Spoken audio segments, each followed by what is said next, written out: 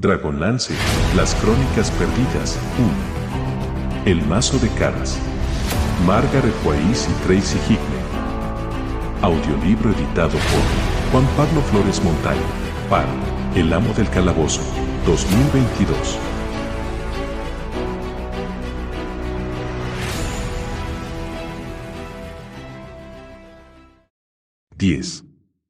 Un recuerdo del pasado. Esperanza para el futuro. El juego del clavo. Sturm hizo el primer turno de guardia esa noche y Caramon, el segundo. No le pidieron a Raistlin que hiciese guardia. Sturm no se habría fiado de él, y Caramon manifestó que su hermano estaba demasiado débil y necesitaba dormir. La noche transcurría en un silencio y una quietud tan profundos que a Sturm le costaba mantenerse despierto. Finalmente tuvo que ponerse a dar paseos de un lado a otro del pasadizo para luchar contra el deseo de cerrar los párpados.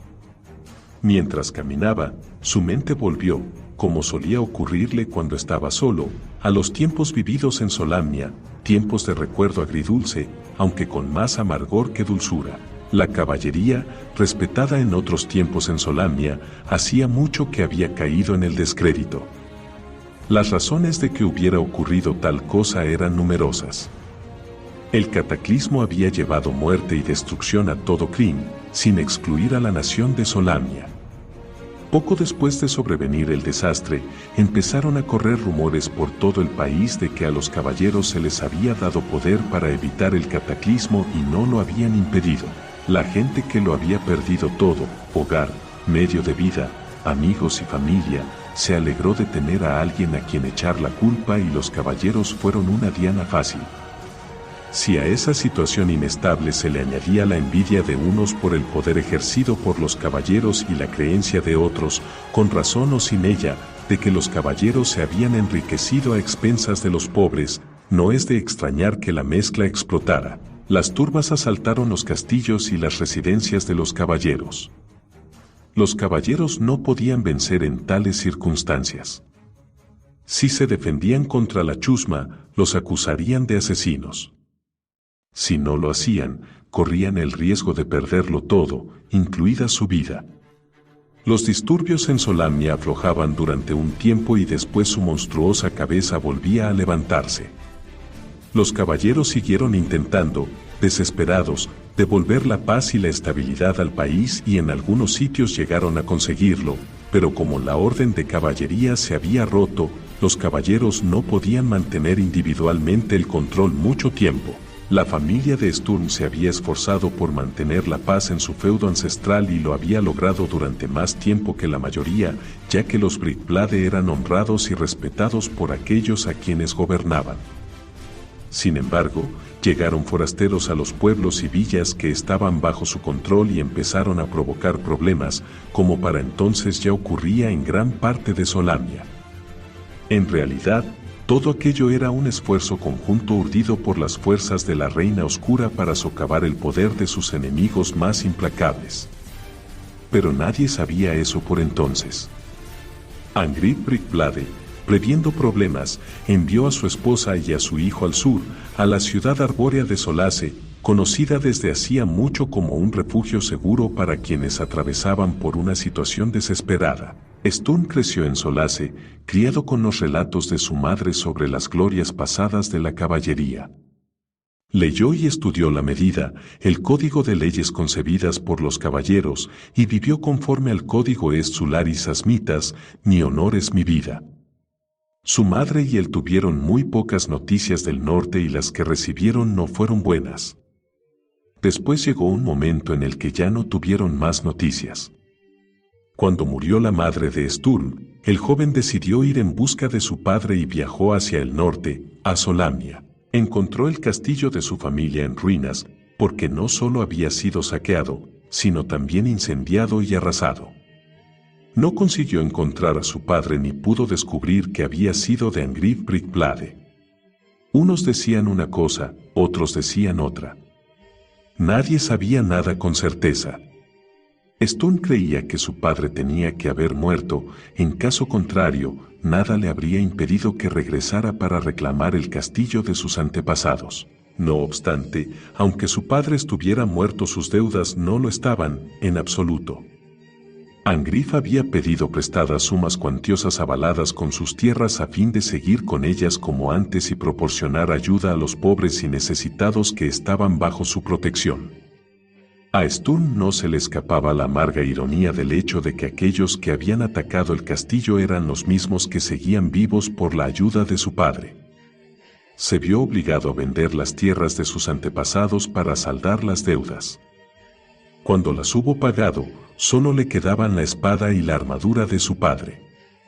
Y su honor.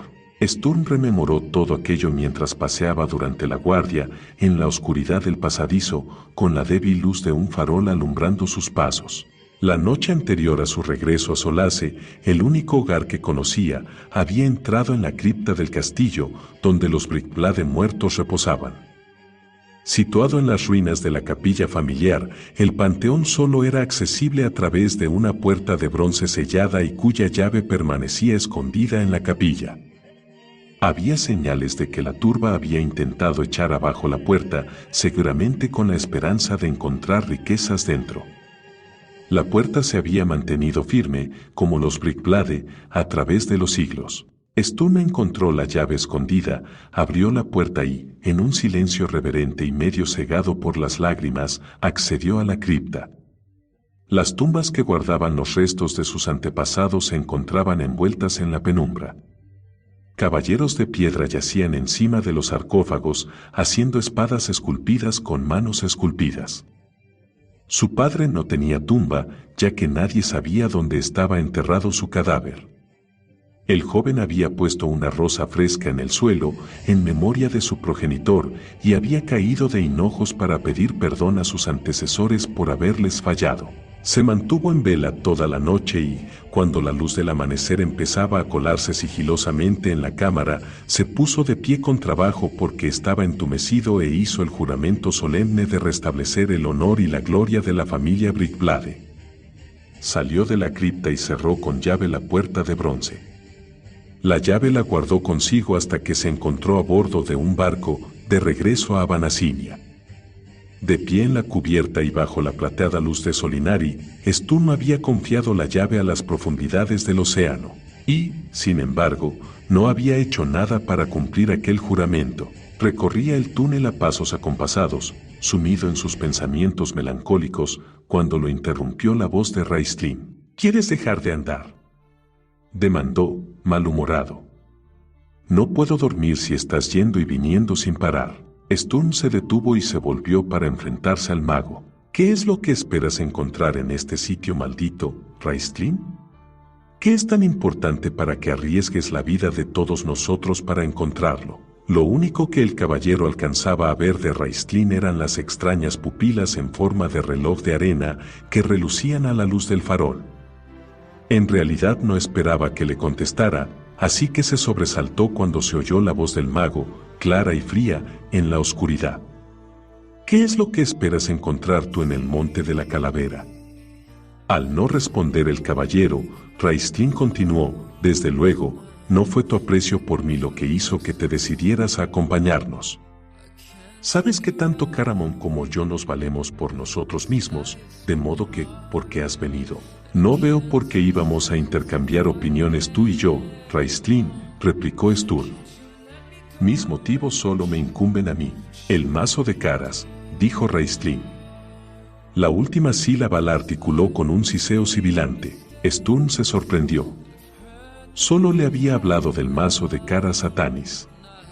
Su primer impulso fue dar media vuelta y apartarse del mago, pero fue incapaz de resistir el reto. ¿Qué sabes tú del mazo de caras?, inquirió en voz baja. Raistlin hizo un sonido áspero, rasposo, que podría ser una risilla desabrida, o quizá había carraspeado. Mientras tú y mi hermano os machacabais la cabeza el uno al otro con las espadas de madera, yo estudiaba, cosa por la que te burlabas de mí. Ahora acudes a mí buscando respuestas.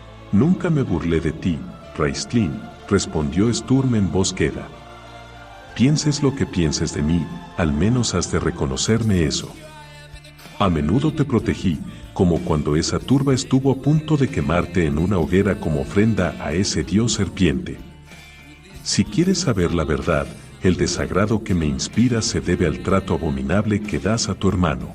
Lo que haya entre mi hermano y yo es algo de nuestra exclusiva incumbencia, Sturmbrickblade, replicó el mago. Tú no lo entiendes. Tienes razón, no lo entiendo, contestó Sturm con frialdad. Caramon te quiere, daría la vida por ti y tú lo tratas como si fuera basura. Ahora tengo que dormir un poco, así que te doy las buenas noches.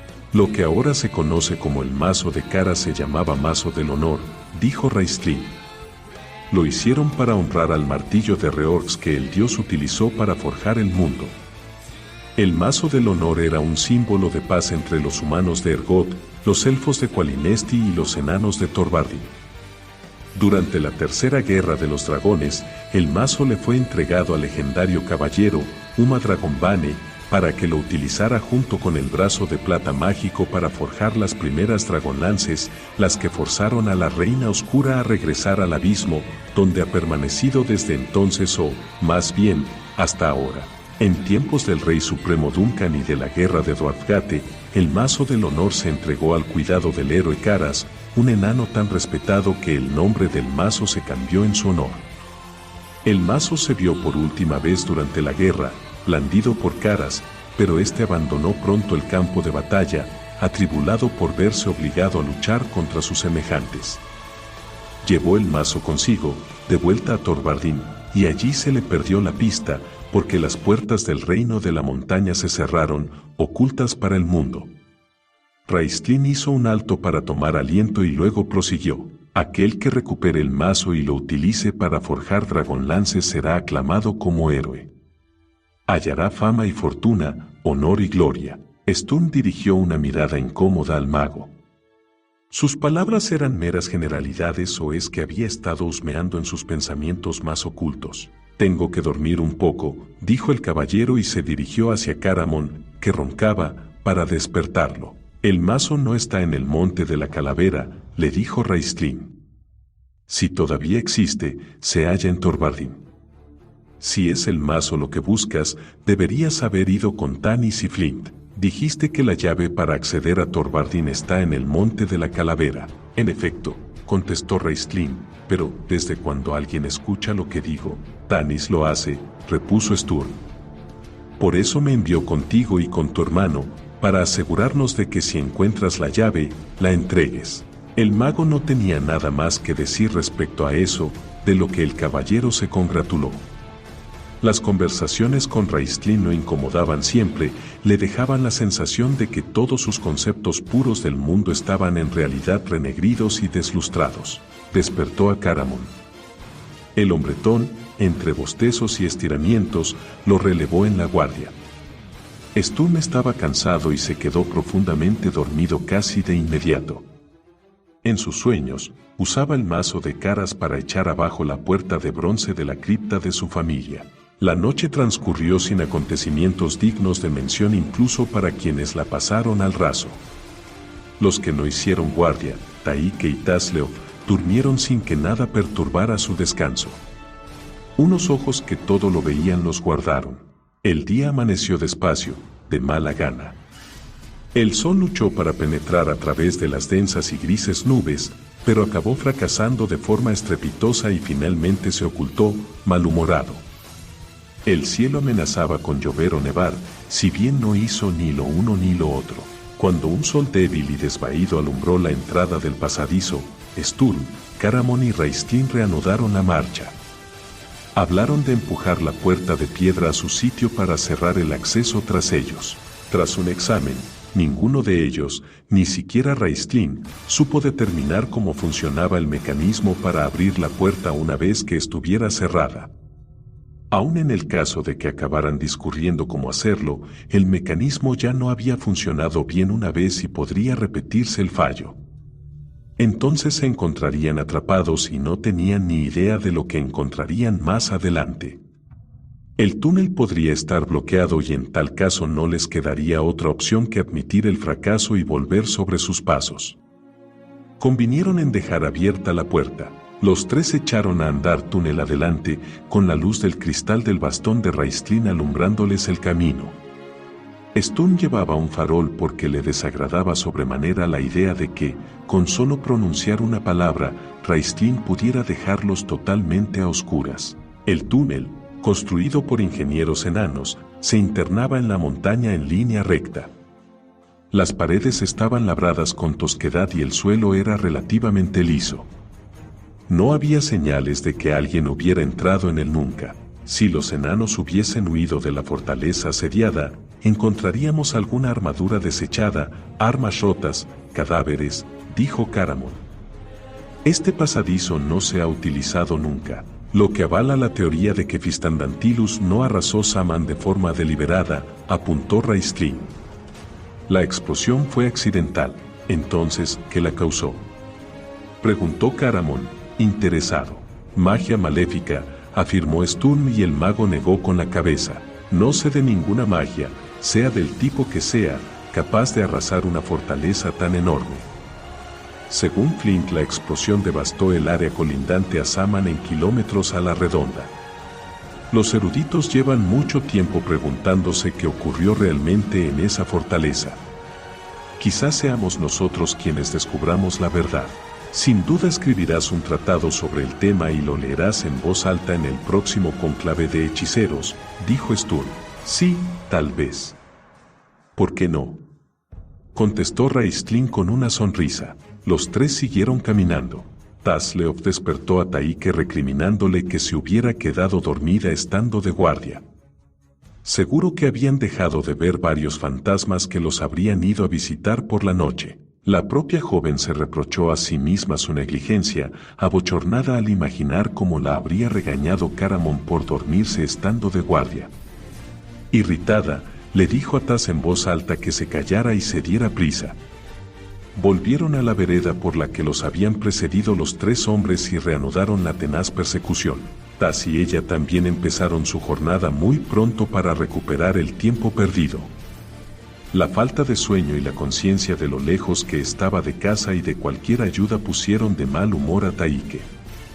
Se mostraba irascible con Taz y no quería charlar, ni siquiera sobre chismorreos interesantes como por ejemplo que Tasleof había descubierto que Hederic, el sumo teócrata, tenía su propia despensa secreta donde ocultaba comida.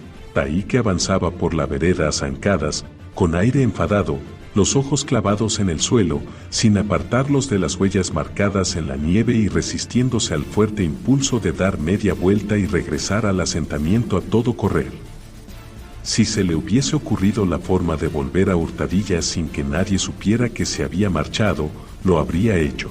La joven habría acabado ideando alguna historia verosímil, pero sabía que Tasleof no podría evitar que se le escapara la verdad, y a la chica le daba pavor la idea de que la gente se riera de ella y dijera que había salido corriendo en pos de Caramon como una tonta colegiala enamoriscada. En su favor hay que decir que no se debió solo al temor de ser ridiculizada lo que le impidió darse media vuelta. El corazón de Taike rebosaba amor, un profundo amor, por Caramon y su temor de que le pasara algo malo era muy real. La idea de que quizá podría salvarlo de las maquinaciones de Raistlin la impulsó a seguir adelante. En cuanto a Taz, estaba feliz de encontrarse de nuevo en la calzada en busca de aventuras. Los dos llegaron al final del bosque cerca de mediodía y vieron el rastro sinuoso que se internaba en la pradera abierta y alfombrada de nieve. «Mira, Taike», señaló Taz con mucha excitación al irse acercando a la pared rocosa. «Hay una cueva». Su rastro conduce a una cueva. El kender agarró a la chica de la mano y se puso a tirar de ella para que se apresurara. «Me encantan las cuevas. Uno nunca sabe qué va a encontrar dentro.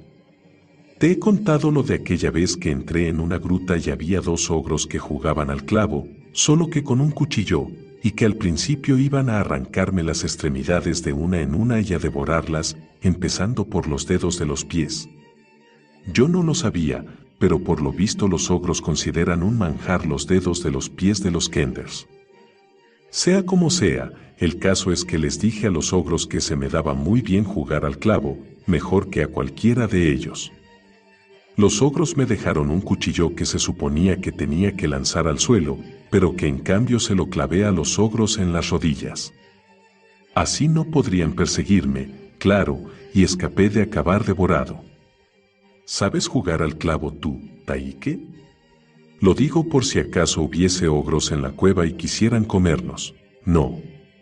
A Taike no le gustaban nada las cuevas y el corazón le palpitaba muy deprisa al pensar que tenía que entrar en una. Tas estaba a punto de lanzarse a contar más detalles sobre los ogros, pero Taike le ordenó que se callara y, como no le hizo caso, le pegó un tirón del copete y lo amenazó con arrancárselo de raíz si no hacía el favor de cerrar la boca y la dejaba pensar. Tas no sabía en qué tendría que pensar Taike, pero como le tenía mucho cariño a su copete no quiso correr ningún riesgo, aunque no creía que hubiera dicho en serio lo de arrancárselo. La joven se había puesto pálida, tenía los labios prietos y cada vez que creía que él no la miraba se enjugaba una lágrima. Las huellas de pisadas se dirigían directamente a la gruta, que al final resultó que era un túnel.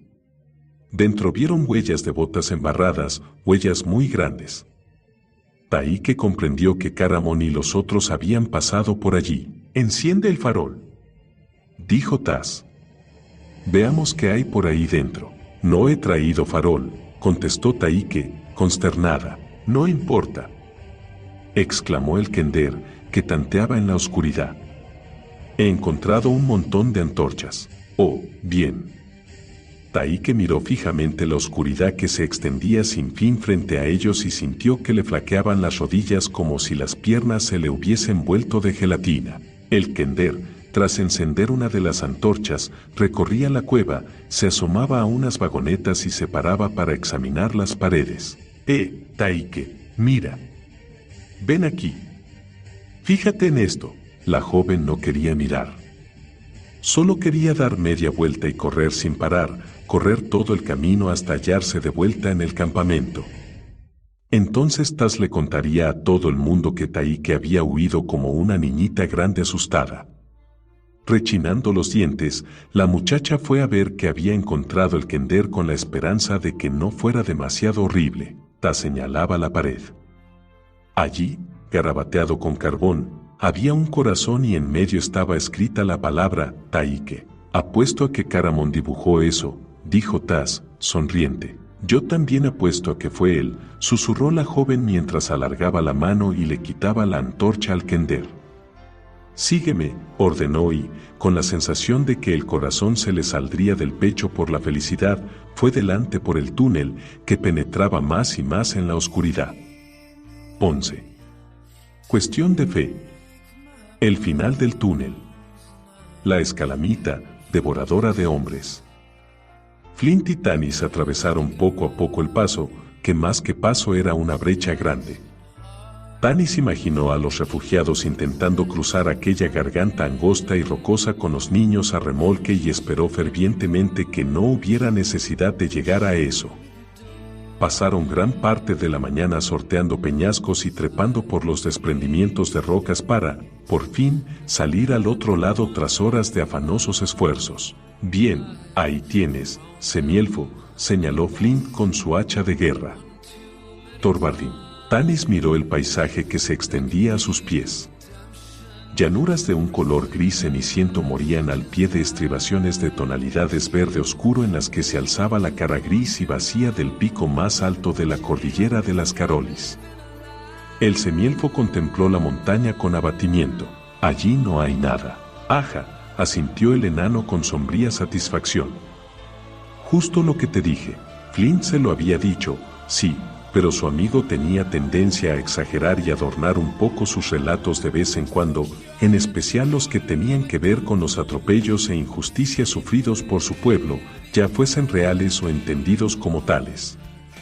Por mucho que Tanis escudriñó, no consiguió divisar señal de nada que pareciera una puerta en la cara de la montaña o un sitio donde pudiera instalarse una. ¿Seguro que Thorvaldin es allí?, preguntó después.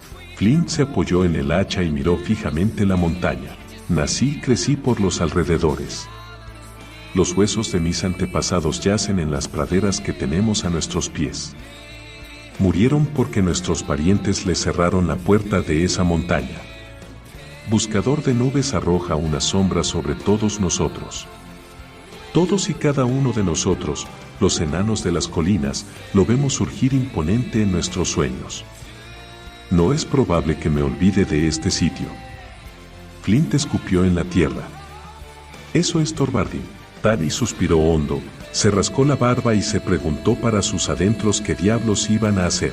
No albergaba esperanza de tener éxito en su misión.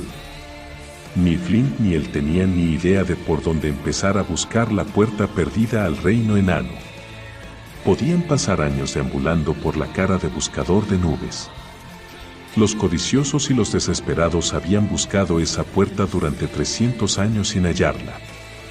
No había razón para pensar que Flint y él tuvieran éxito donde muchos otros habían fracasado. Tanis se planteó la idea de renunciar. Empezó incluso a darse media vuelta y dirigir la vista atrás, por donde habían venido, hasta llegó a dar un paso en esa dirección y después otro. Cuando Tanis se giró de nuevo, Flint asintió con la cabeza. «Vamos a seguir, entonces», dijo. «Sabes tan bien como yo que solo es cuestión de tiempo que Verminar ataque», contestó el semielfo, que añadió, frustrado, «tiene que haber un modo de entrar en Thorvaldin. Solo porque nadie lo haya descubierto. Después de todo, los dioses están con nosotros», comentó el enano. Tanis miró a su amigo para ver si había hablado con sorna o si estaba serio. No llegó a ninguna conclusión. La expresión del enano era inescrutable y, por si fuera poco, la espesa barba y las cejas pobladas le tapaban gran parte de la cara. «¿Crees que los dioses están con nosotros?», preguntó Tanis. «¿Crees lo que Elistan y Goldmon han estado enseñando?». «No es fácil contestar a eso», dijo Flint, que no parecía sentirse a gusto hablando de ese tema. Miró a su amigo de soslayo. «He de suponer que tú no querría creer». Tanis sacudió la cabeza.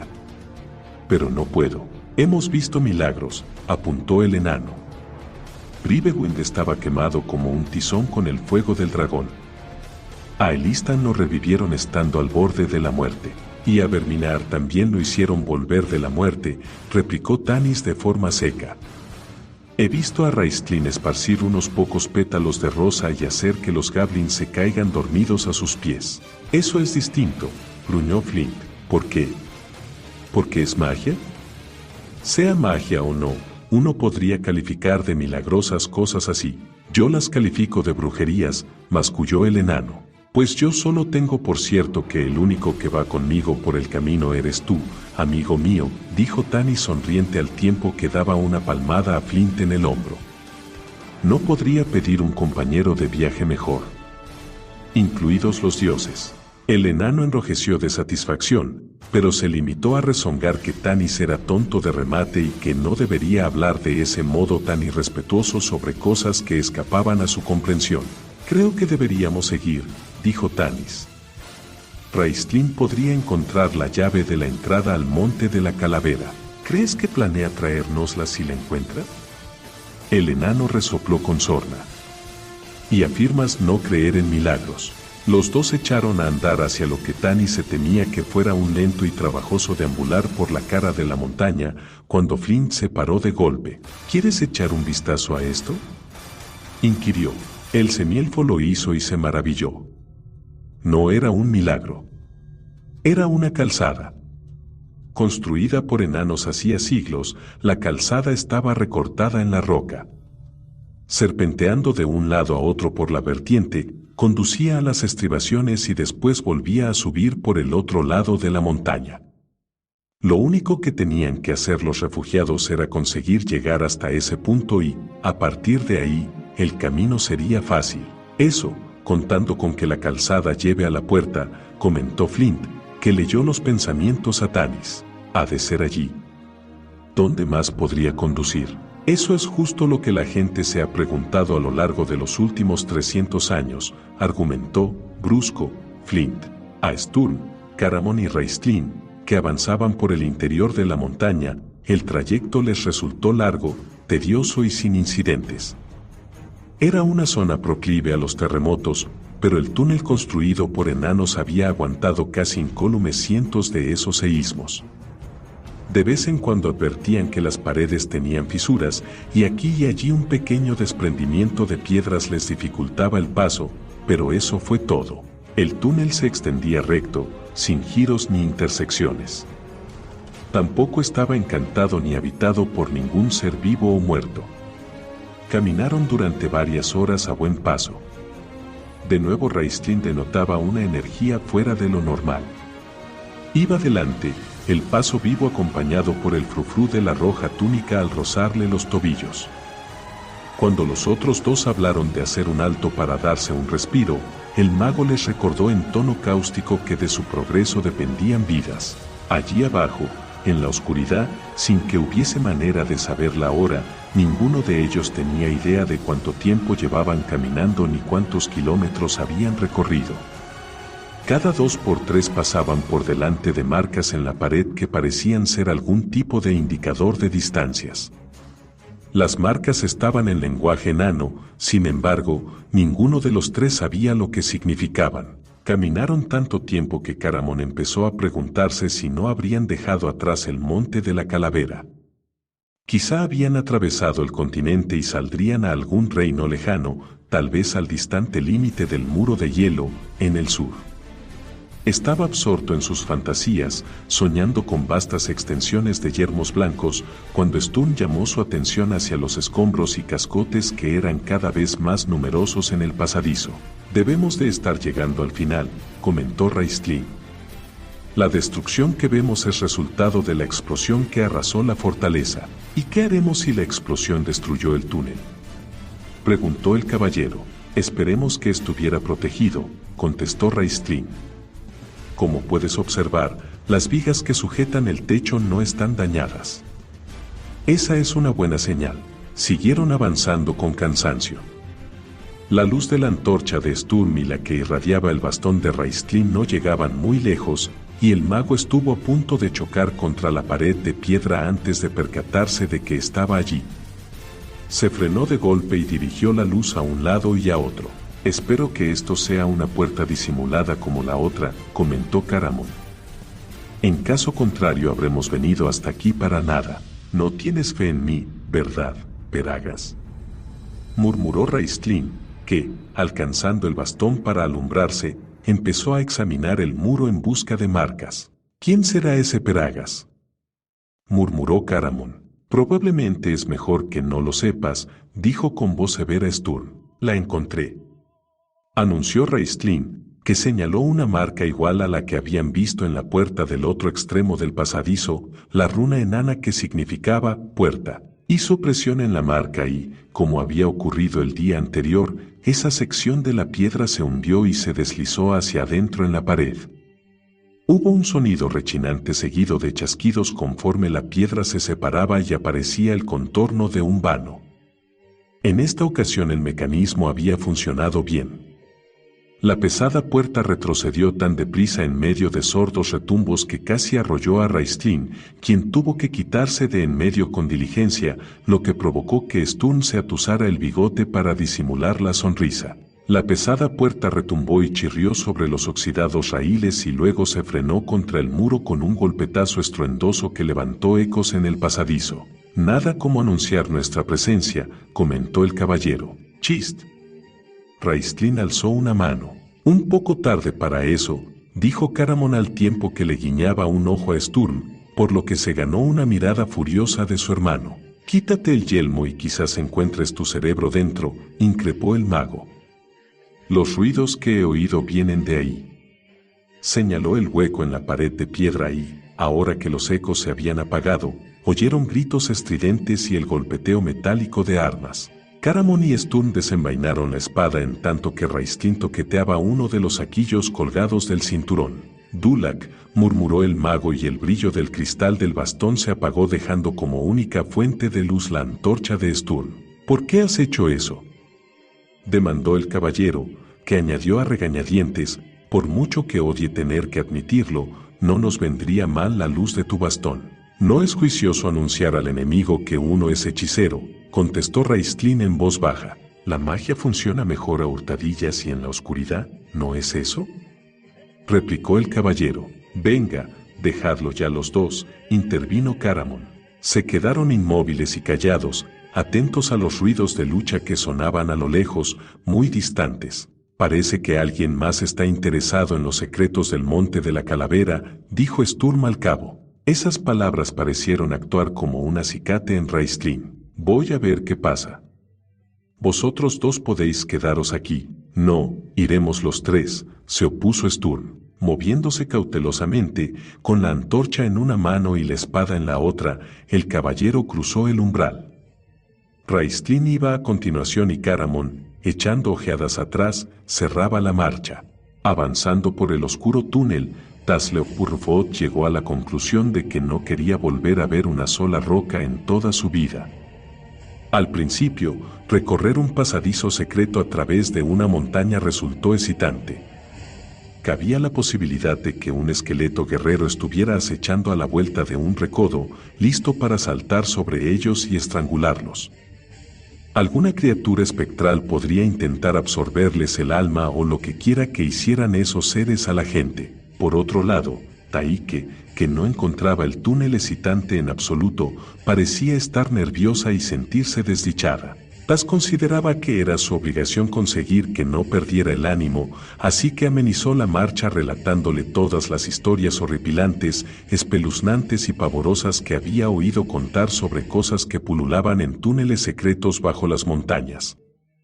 En lugar de conseguir el efecto deseado, sus relatos parecieron sumir a Taike en un mayor desánimo. De hecho, hubo un momento en el que se giró con intención de sacudirle un tortazo. Acostumbrado a esa clase de comportamiento en sus compañeros, Tas se agachó a tiempo y decidió cambiar de tema. ¿Cuánto tiempo crees que llevamos andando, Taike? Yo diría que semanas, repuso ella, hosca. Pues yo creo que solo han sido unas pocas horas, dijo Tas. Vaya, ¿y qué sabes tú?, espetó la joven. Sé que es muy, pero que muy aburrido, contestó el Kender, que dio una patada a una piedra que lanzó rodando por el suelo. Nos queda algo de comida, pero si acabas de comer, pues me parece que hace días ya. Tas agitó los brazos.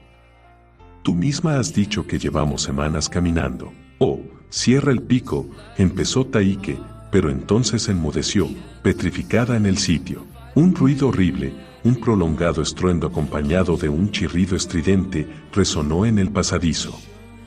El suelo tembló y se desprendió polvo de las paredes. El retumbo y los chirridos se prolongaron durante varios segundos angustiosos y después cesaron de repente. ¿Qué? ¿Qué ha sido eso?, preguntó Taike con voz temblorosa. Creo que ha sido una escalamita, contestó Tas en susurros, tras reflexionar. ¿Una escala qué?, musitó la joven, a quien le temblaban las manos tanto que la luz de la antorcha brincaba por todo el pasadizo. Escalamita, repitió el Kender con gesto solemne. He oído contar algunas cosas sobre ellas.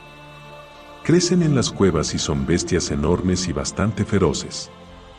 Siento tener que decirte esto, Taike, pero deberías prepararte para lo peor. Ese ruido que hemos oído seguramente era una escalamita devorando a Caramon. No, gritó Taike, como loca. No creo que, hizo una pausa para mirar al Kender. Espera un momento. Nunca he oído hablar de esas escalamitas. En serio, Taike, deberías salir más a menudo. Lo que quieres decir es estalagmita. Eso es lo que he dicho. Tas estaba dolido. Una escalamita, que solo hay en las cavernas. Una estalagmita es una formación rocosa que se forma en algunas cavernas, cabeza hueca. Taike se enjugó el sudor de la frente. ¿Estás segura? Tas odiaba renunciar a la idea de una feroz escalamita devoradora de hombres. Sí, lo estoy. La joven parecía muy enojada.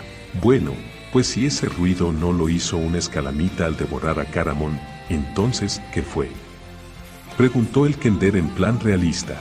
Taike no tenía respuesta para eso y deseó no haberlo sacado a colación. Se dio media vuelta. Creo que deberíamos regresar. Ya hemos estado allí, Taike, señaló el Kender. Sabemos lo que hay en ese lado, un montón de oscuridad muy, muy oscura. Y no sabemos lo que hay más adelante. A lo mejor a Caramon no se lo ha comido una formación rocosa, pero él y su hermano aún podrían estar en apuros y necesitar nuestra ayuda. ¿No sería maravilloso que los dos, tú y yo, rescatáramos a Raistlin y a Caramon? Entonces nos respetarían. Se acabarían los tirones del copete y los cachetazos en las manos cuando lo único que quiero hacer es tocar ese viejo bastón vidrioso. Taike imaginó un Raistlin humilde y apocado que le agradecía efusivamente haberle salvado la vida y a Caramon estrechándola en un fuerte abrazo y repitiendo una y otra vez lo orgulloso que estaba de ella. Tas tenía razón. Detrás solo había oscuridad. Temerosa pero resuelta, la joven reanudó la marcha a lo largo del túnel acompañada por Tasleov, que albergaba la esperanza de que su amiga se hubiera equivocado respecto a la escalamita.